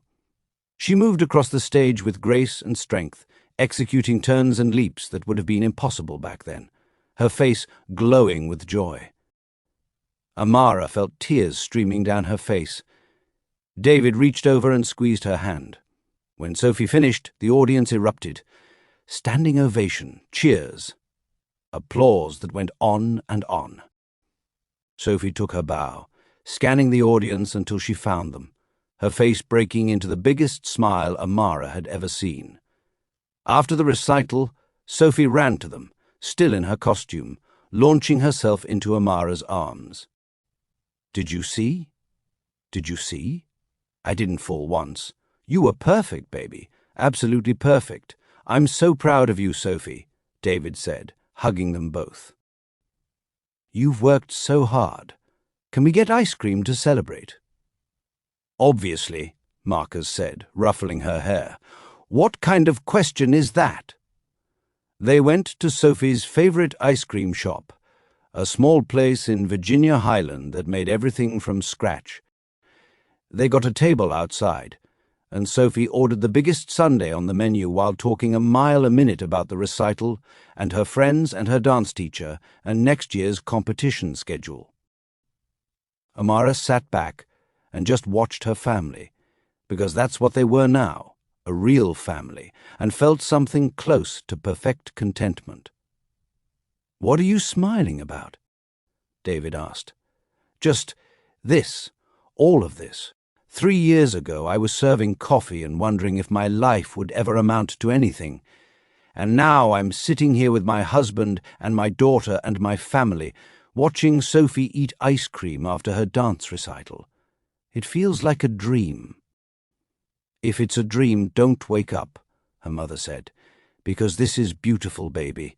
Everything you've built here is beautiful. 1 year later, Mama, Mama, wake up." Amara groaned and rolled over, squinting at the clock. 6:47 a.m. on a Saturday. Why was Sophie awake? "What is it, baby?" "It's snowing. Look outside. It's actually snowing in Atlanta." That got Amara's attention. Snow in Atlanta was rare, maybe once or twice a year, and usually it didn't stick. She stumbled to the window. Sophie was right. Fat white flakes falling from the sky, already coating the garden in a thin layer of white. "Can we go outside, please, before it melts?" "Let me get coffee first." "Mama." "Fine, but you're wearing a coat and boots." 20 minutes later, the three of them were in the backyard. Amara in her bathrobe and boots, David in sweatpants and a jacket, Sophie bundled up like she was going to the Arctic. They built a snowman, small and lopsided, but theirs. Sophie made snow angels. David started a snowball fight that ended with everyone cold and wet and laughing. "This is the best day ever," Sophie declared, her cheeks red from the cold, her eyes bright with happiness. "We're standing in 1/2 inch of snow and you can't feel your fingers," David pointed out. "Doesn't matter. Best day ever." As they headed back inside, Amara looked back at the garden, at their crooked snowman, at the angel Sophie had made, at the footprints in the fresh snow. Moments like this, she thought, these were the moments that made life worth living, not the big milestones or dramatic rescues or courtroom victories. Just a Saturday morning in the snow with the people she loved. 5 years after that day at the diner, the knock on the door came at exactly 3 p.m. Amara opened it to find a young woman standing there, early 20s, black, nervous, holding a folder. "Mrs. Sterling? I'm Jasmine. I applied for the nursing assistant position." "Yes. Come in, please. We've been expecting you. Jasmine entered, looking around the mansion with wide eyes, the same way Amara had 5 years ago. They sat in the library for the interview. Sophie joined them, 17 now, tall and healthy and confident, about to start her senior year of high school. Sophie wanted to meet you too, Amara explained. Since you'd be helping with her care on occasion. I don't really need much care anymore, Sophie said. But Mama's pregnant and will need help after the baby comes, so we thought having someone who knows my medical history would be useful. Jasmine's eyes went to Amara's belly, 5 months along, just starting to show. Congratulations! Thank you. It's been a journey, an understatement. They'd been trying for 2 years, had almost given up, and then, surprise, a miracle baby, the doctor called it. The interview went well. Jasmine was smart, capable, compassionate. She reminded Amara of herself years ago, hungry for opportunity, willing to work hard, genuinely caring. After Jasmine left, Sophie turned to Amara. Are you going to hire her? I think so. What did you think? I liked her. She actually looked at me, not through me, and she asked real questions about my condition, not just surface stuff. Sophie paused. Mama, do you think she knows? About what happened with Aunt Victoria? Probably. It was all over the news back then. Why? I hope she doesn't think we're some drama family. We're pretty normal now, right? Amara pulled Sophie into a hug. We're exactly as normal as we need to be, and anyone who joins this family will see that. Good. Sophie rested her head on Amara's shoulder. I'm really glad you found us, Mama. That day at the diner, I'm glad you brought me water and didn't just walk away. Me too, baby. Me too. Baby's arrival. 3.5 months later, on a cold January morning, Amara went into labor. David drove like a madman to the hospital. Sophie rode in the back, holding Amara's hand and trying not to panic. You're doing great, Mama. Just breathe. In and out, like you taught me for my anxiety. I'm trying, Amara gasped between contractions. We're almost there, David said, running a red light. Just hold on. 8 hours later, Amara held her son in her arms. Tiny, perfect, with David's nose and her eyes and lungs that worked just fine. Thank you very much. He's beautiful, Sophie whispered, touching her baby brother's hand with one finger. What's his name? Amara and David had discussed this. They'd gone through dozens of options, but kept coming back to one. Marcus, Amara said. Marcus David Sterling, after the 2 men who've always had my back. Her brother, watching via video call from Atlanta, started crying. Yo, you can't just... I'm at work, Mara. You can't make me cry at work. Too late, Amara said, crying herself. David kissed her forehead. You did amazing. He's perfect. You're perfect. Our family is perfect. We're not perfect, Sophie corrected, holding her baby brother with the confidence of someone who'd been practicing with dolls for months. But we're pretty great. 8 years after that day at the diner, the article in Atlanta magazine ran with the headline, From Diner to Dynasty, the remarkable story of Amara Sterling. It featured photos of Amara at work at Children's Healthcare, at home with David and Sophie and 3-year-old Marcus, at her mother's house for Sunday dinner, at the garden where she'd first met Sophie all those years ago. The reporter had done her research, traced Amara's journey from waitress to caretaker, to the woman who'd exposed Victoria's poisoning plot, to nursing school graduate to respected pediatric nurse, specializing in mitochondrial diseases. I don't think of myself as remarkable, Amara was quoted as saying. I just did what anyone would do, saw a child who needed help, and I helped. Everything else came from that one decision. But it wasn't just one decision, the article argued. It was 1,000 small decisions: to notice, to care, to persist, to fight, to love. It was choosing to see Sophie as a person, not a job. Choosing to question the medication bottles. Choosing to testify in court despite the threats. Choosing to build a life with the family she'd saved. The article went mini-viral. Other news outlets picked it up. Amara got interview requests from Good Morning America, The Today Show, even Oprah's Super Soul Sunday. She turned them all down. "I'm not interested in being famous," she told David. "I just want to do my work and raise our kids and live our life. The story's over. We won. We did," David agreed.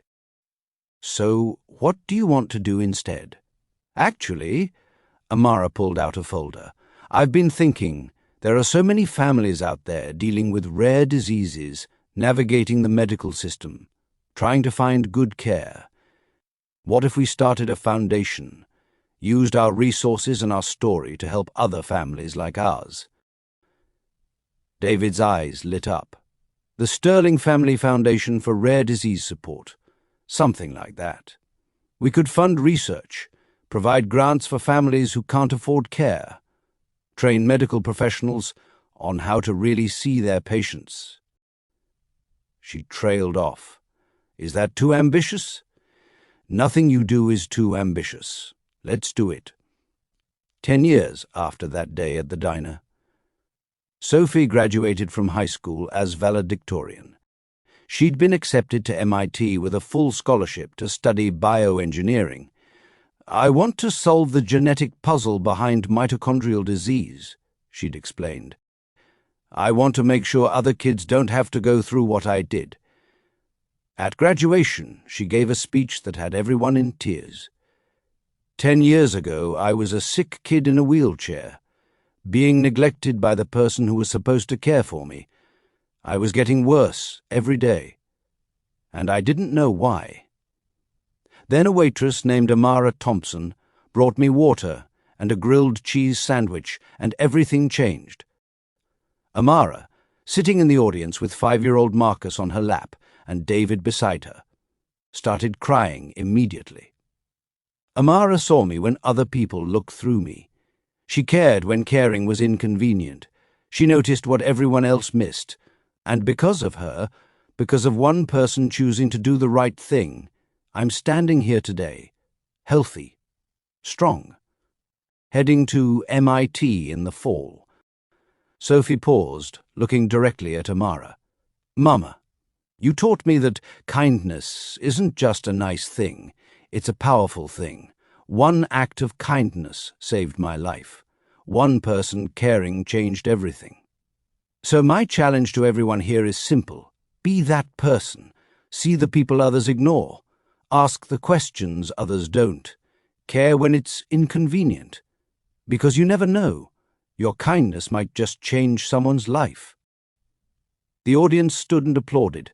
Sophie stepped down from the podium and walked straight to Amara, hugging her tight. "Thank you for letting me," Amara whispered back. "You made me a better person, Sophie. You gave my life purpose. You gain years after that day at the diner. The diner was still there. Peachtree Diner, on the corner of Peachtree Street and 10th, exactly where it had always been." Amara stood outside, looking through the window. Jimmy was still working the grill, older now, greyer, but still there. A new generation of waitresses rushed between tables, balancing plates and coffee pots. "You sure you want to do this?" David asked. He stood beside her, their hands linked. Marcus, now 10 years old, holding his other hand. "I'm sure. I need to see it. To remember where I started." They went inside. The bell above the door chimed, the same bell from 15 years ago. Jimmy looked up from the grill, and his face split into a huge grin. "Amara Thompson. Or I guess it's Sterling now. I saw that magazine article." "Hey, Jimmy. It's good to see you. Good to see you too, girl. Look at you. All fancy now, doctor and everything. Nurse, Amara corrected. But close enough. They sat in a booth, the same booth where she'd brought Sophie that day, and ordered coffee and pancakes. This is where you met, Sophie? Marcus asked, looking around with wide eyes. This is where I met her, right here at this table. She was alone and hot and thirsty, and I brought her water. And then you saved her life, eventually. But it started here, with water and a grilled cheese sandwich. Marcus thought about this seriously. So even small things can be big things. Exactly. Small kindnesses can change everything. After they finished eating, Amara left $100 tip on a $30 bill. The new waitress, a young Latina woman who couldn't have been more than 22, stared at the money. Ma'am, this is too much. It's not, Amara said gently.